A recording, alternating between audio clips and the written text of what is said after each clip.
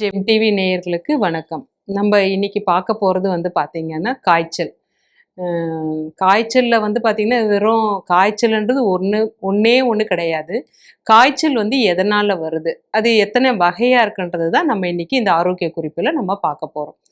காய்ச்சல் வருது பார்த்தீங்கன்னா சில பேர் மழையில் நனைஞ்சா காய்ச்சல் வரும், சில பேர் நிறைய சளி பிடிச்சதுன்னா காய்ச்சல் வரும், சில பேருக்கு உடம்பு உஷ்ணம் அதிகமாச்சுன்னா காய்ச்சல் வரும், சில பேருக்கு அம்மன்னு சொல்கிற நம்மளுக்கு பார்த்தீங்கன்னா இந்த வெயில் காலத்தில் நம்மளுக்கு உடம்புல அம்மைன்ற ஒரு நோய் வரும்போது நம்மளுக்கு காய்ச்சல் அதனாலேயும் வரும். இதில் அதிகமாக எது வரும்னு பார்த்தீங்கன்னா நம்ம காஃப் நம்ம நுரையீரலில் சளி அதிகமாக சேரும்போது, அதாவது குழந்தைங்கள்லேருந்து பெரியவங்கள்லேருந்து வயசானவங்கள வரைக்கும் வர்றது இந்த காய்ச்சல். இதுக்கு தனித்துவமே கிடையவே கிடையாது, இது எல்லாமே ஒரு நார்மல். இதில் வெரைட்டின்றது பார்த்தீங்கன்னா அதிகமாக வர்றது இந்த சளினால் வர காய்ச்சல் தான் நிறைய பேருக்கு வரும். சளினால் வர காய்ச்சலை நம்ம எப்படி சரி பண்ண போகிறோன்றத முதல்ல பார்த்துக்கலாம். சளி எங்கே நம்மளுக்கு அதிகமாக சேரும்னு பார்த்தீங்கன்னா நம்முடைய லங்குன்னு சொல்கிற நுரையீரலில் நம்மளுக்கு சளி அதிகமாக சேரும். சளி சேர்றதுக்கு முதல் காரணமே நம்ம உடம்புல நோய் எதிர்ப்பு சக்தி குறைபாடு கம்மியாக இருந்தால் மட்டும்தான் நம்மளுக்கு சளி சேரும். அடுத்தது ஒரு குழந்தை இருக்குன்னு வச்சுக்கோங்களேன், அந்த குழந்தை எதிர்க்க ஒரு பெற்றோர்கள் பார்த்தீங்கன்னா சண்டை போட்டுக்கிட்டாங்கன்னா அந்த குழந்தை அதை பார்க்கும் போதே அது அழும்போது அந்த அழுனுடைய அந்த குளிர்ச்சியே அந்த குழந்தைக்கு சளி சேரும். ஸோ இது குழந்தைங்களுக்கு வர காஃப். அதனால தான் பெரியவங்களை குழந்தைங்க எதிர்க்க சண்டை போடாதீங்க, நீங்கள் எவ்வளோ பிரச்சனை வந்தாலும் பசங்களை தள்ளி சண்டை போடுங்கன்னு சொல்கிறது நாங்கள் ஒரு நோய் சம்மந்தப்பட்ட வரும்போது காய்ச்சலுக்கு வர குழந்தைங்க கிட்டோடைய பெற்றோர்களுக்கு சொல்கிற ஒரு அறிவுரை தான் இது. ஏன்னா இதில் அதிகமாக இந்த காய்ச்சல் குழந்தைங்களை தான் அதிகமாக பாதிக்குது.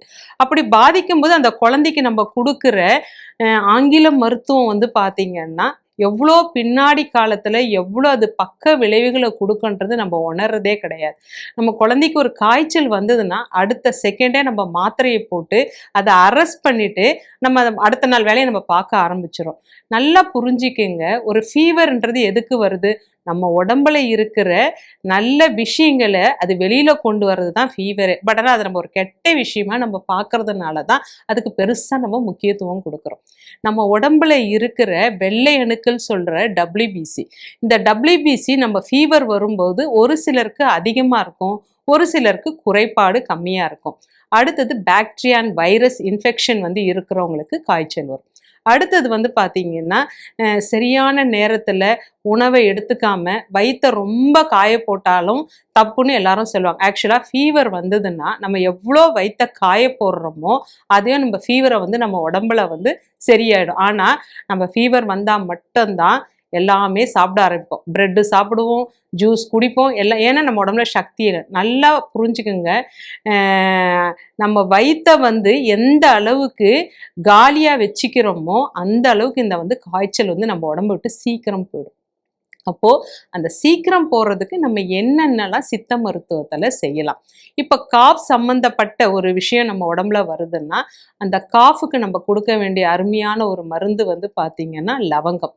நம்ம வீட்டில் அஞ்சரை பெட்டியில் எல்லாருக்குமே கிடைக்கிற ஒரு அருமையான ஒரு பொருள் பார்த்திங்கன்னா லவங்கம். லவங்கம் ஒரு 4 எடுத்துக்கலாம், ஏலக்காய் ஒரு 4 எடுத்துக்கலாம். ஏலக்காய் இப்போ நம்மளுக்கு நல்ல தரமான ஏலக்காவே கிடைக்கிறது கிடையாது, தண்ணியில் போட்டாலே மிதக்கிற ஏலக்காய் தான் கிடைக்கிது.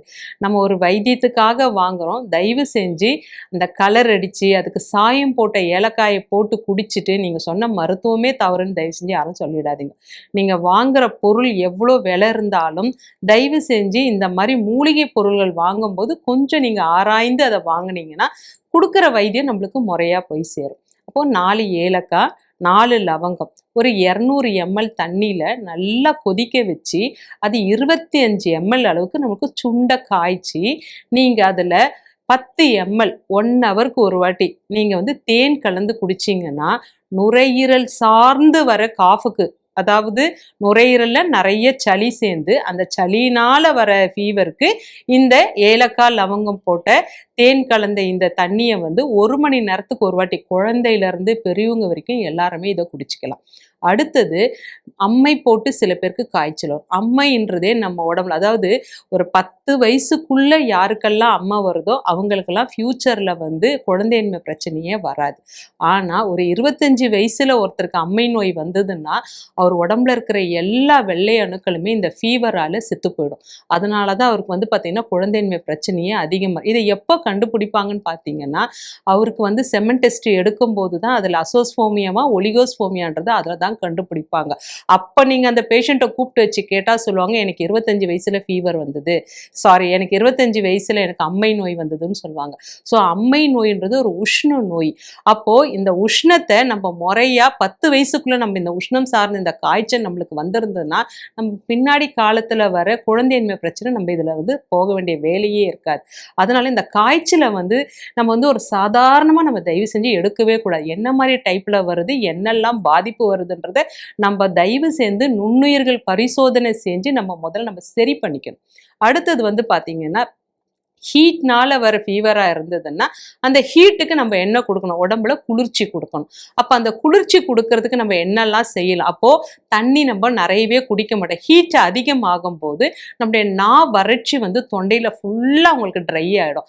அப்போ அந்த வறட்சி ஆன உடனே நீங்க எவ்வளோதான் தண்ணி குடிச்சாலும் உங்க உடம்புல போய் அந்த தண்ணி அப்சர்வ் பண்ணவே பண்ணாது. ஏன்னா நம்ம உடம்புல சாலிபிள் ஃபைபர், அன்சாலிபிள் ஃபைபர், கரையும் நார்ச்சத்து, கரையாத நார்ச்சத்து 2 வகை இருக்குது.